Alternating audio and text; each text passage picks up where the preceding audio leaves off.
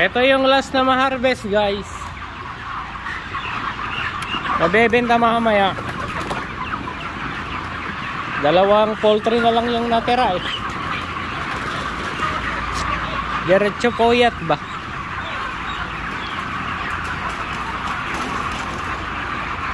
Lalaki oh. 2.2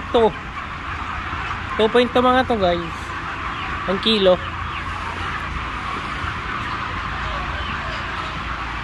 At ang hirap, magpapanggap pa ba ako na ako ay masaya kahit ang totoo ay talagang wala ka na.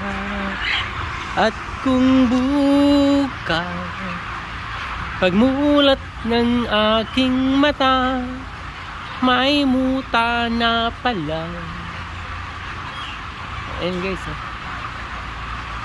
di pa nabenta lahat eh, ano na, may schedule na next month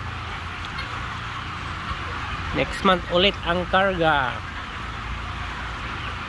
April 16 saka 23.